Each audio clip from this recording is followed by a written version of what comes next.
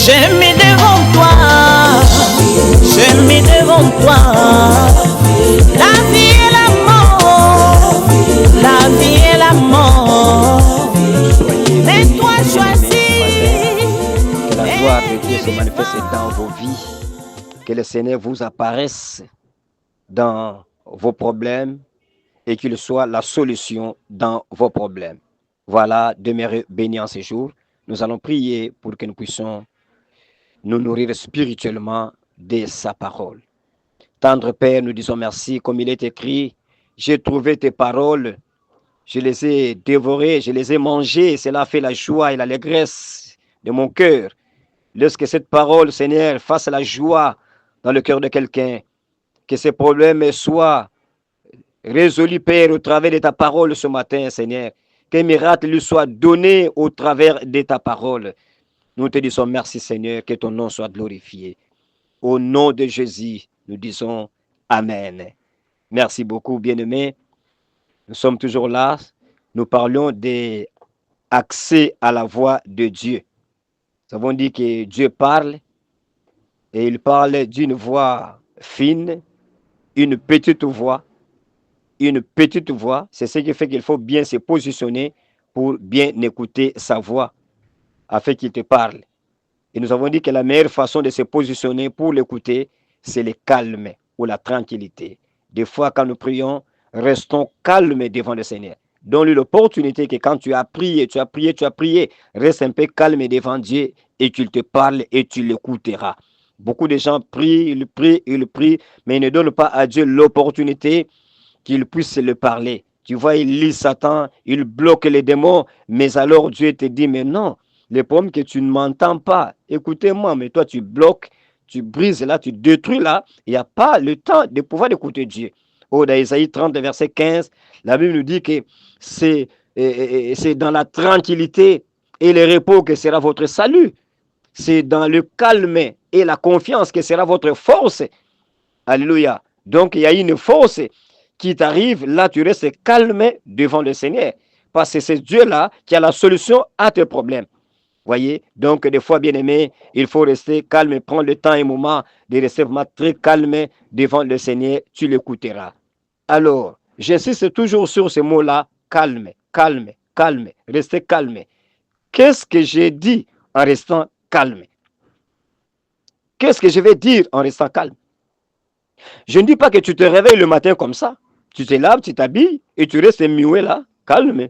Tu ne parles pas devant ta femme, devant tes enfants, devant tes siens à la maison. Non.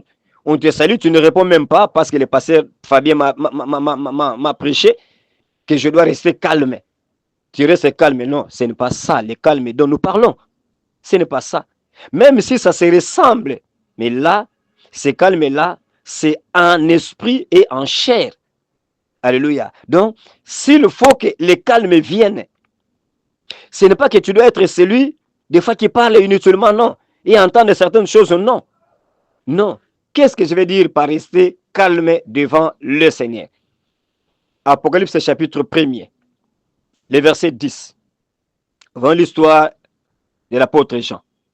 Le verset 9 à 10, il dit, moi Jean, votre frère, votre compagnon dans la persécution, le royaume et la persévérance en Jésus-Christ, j'étais dans l'île appelée Patmos à cause de la parole de Dieu et du témoignage de Jésus.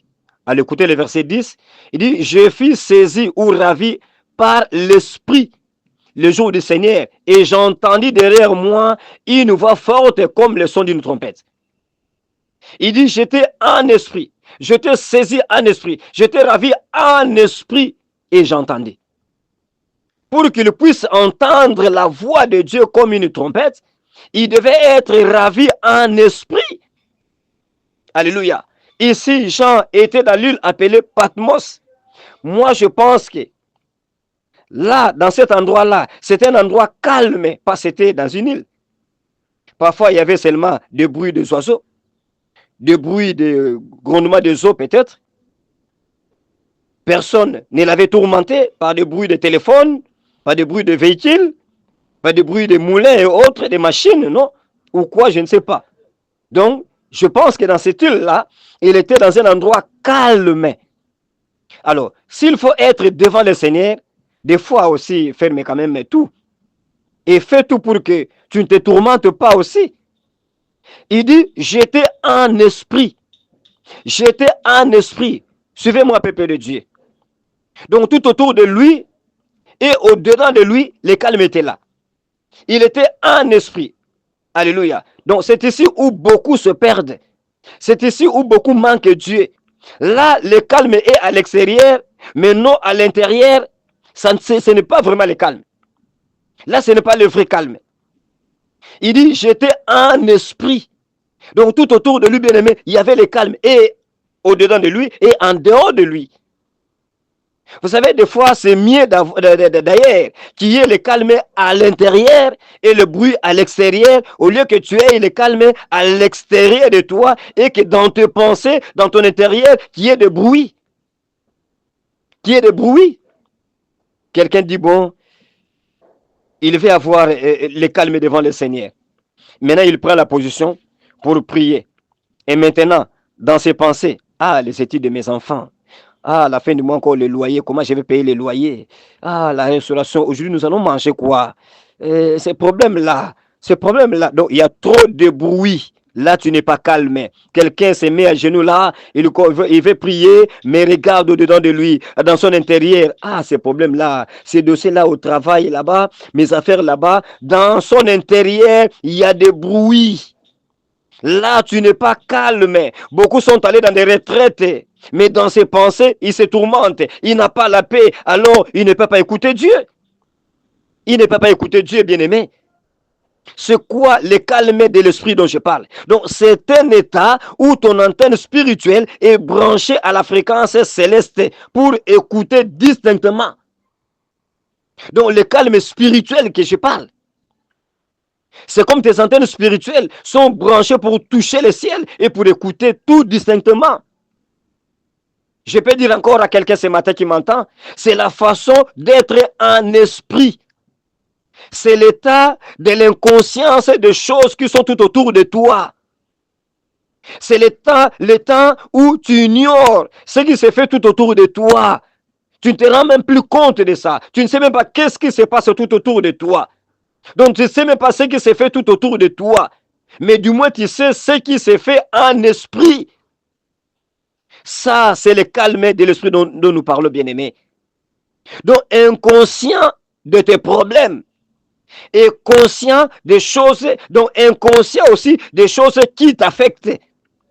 Tu es inconscient de tes problèmes, tu ne vois même plus ça, tu ne comptes même plus ça, tu es inconscient même des choses qui affectent ta vie. Mais du moins, tu es conscient de ton esprit.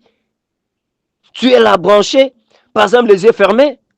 Tu ne vois pas ce qui se fait tout autour de toi, mais tu es conscient de ton esprit, conscient de ton esprit, bien-aimé. Alors, si tu arrives à ces points-là, tu écouteras Dieu clairement, calmement, comme un homme parlait à son ami. Je vous dis la vérité, expérimentez ça. Je te dis ces choses, bien-aimé, pour que tu ailles écouter Dieu.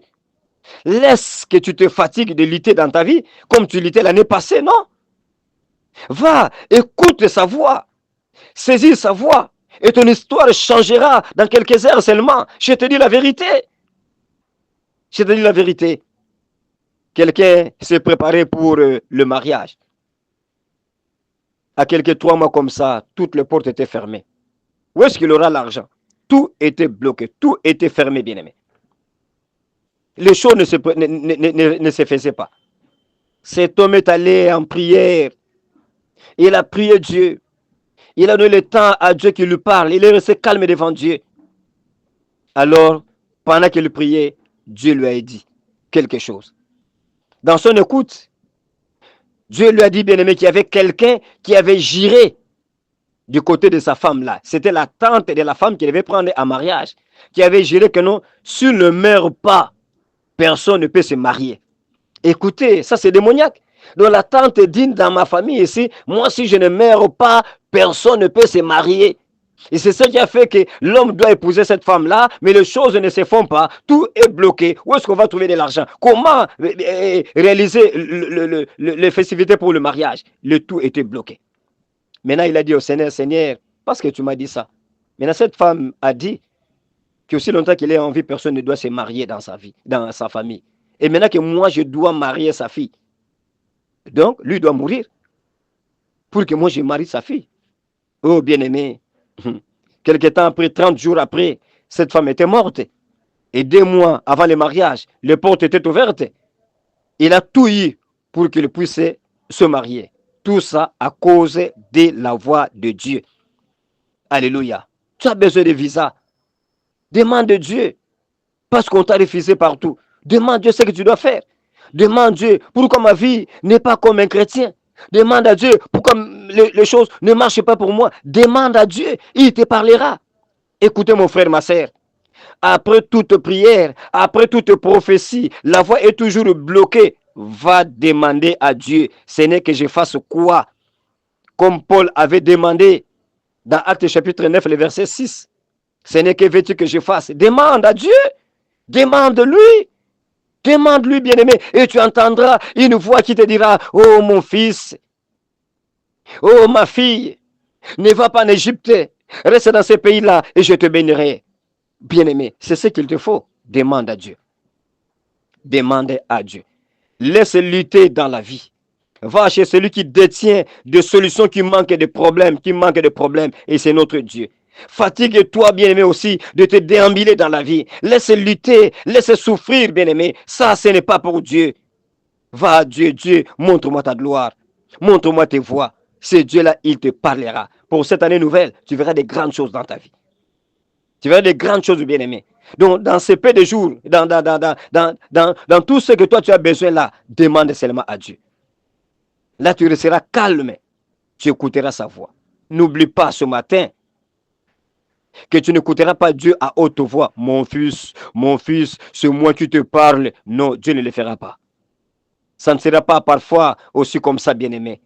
Mais ça peut être une petite et douce voix. Une voix fine. Et là, ça vient. Tu ne manqueras pas cette voix-là de Dieu. Et là, toutes les portes, bien-aimées, qui étaient fermées, s'ouvriront pour toi. Voilà pourquoi ma prière ce matin, que toi aussi tu expérimentes cela, que tu écoutes la voix de Dieu. Là, tu écouteras la voix de Dieu, il te donnera des instructions, il te dira ce qu'il faut faire. Et alors, cette année nouvelle sera une année délicieuse pour vous. Une année pleine de grâce, de faveur, de bénédiction pour toi. Parce que toi, tu sauras ce qu'il faut faire et Dieu te le dira. Que le Seigneur te bénisse. Nous allons prier. Seigneur, merci Père pour ce matin. Que ton nom seul soit béni à jamais. Merci parce que tu as béni quelqu'un. Merci parce que tu as mené une compréhension claire de ta parole dans la vie de mon frère et de ma sœur. Nous disons merci à toi, Seigneur. Que ton nom seul soit béni, Seigneur. Ma prière, ô Dieu, que ton peuple expérimente l'écoute de ta voix. Parle-lui, Seigneur. Parle-lui, ô Dieu. Confirme ce message et il ne manquera pas de témoigner de toi. Nous disons merci, Seigneur. Au nom de Jésus, nous disons Amen. Merci beaucoup, bien-aimés. Que le Seigneur vous bénisse. C'est votre frère, votre pasteur, le pasteur Fabien Manénon. Nous sommes l'église La Faveur Divine à Matadi en RDC. Et nous sommes là dans ce programme matinal, la nourriture spirituelle chaque matin, lorsque le Seigneur vous bénisse. Nous souhaitons une agréable journée à tout le monde et prenons rendez-vous pour tout prochainement. Merci.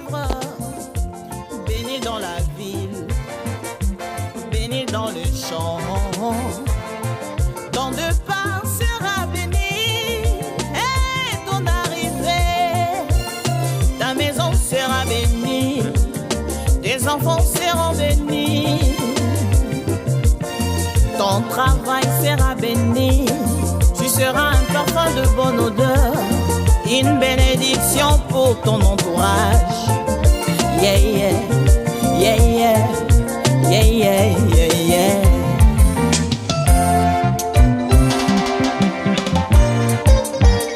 Oh, j'ai mis devant toi, je mets devant toi la vie et la mort, la vie et la mort. Mais toi choisis et tu vivras. Mais toi choisis.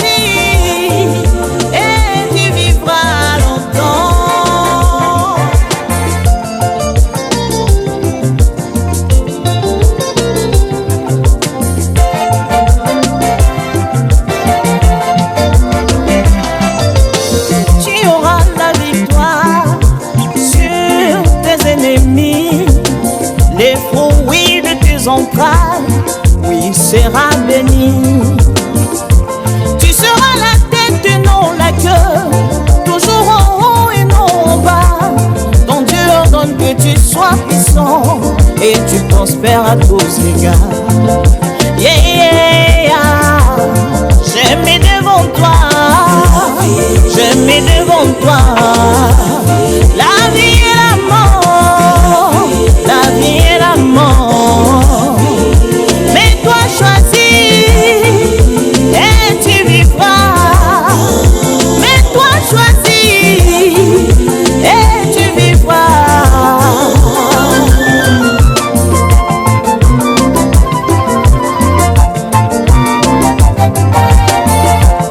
J'ai mis devant toi, j'ai mis devant toi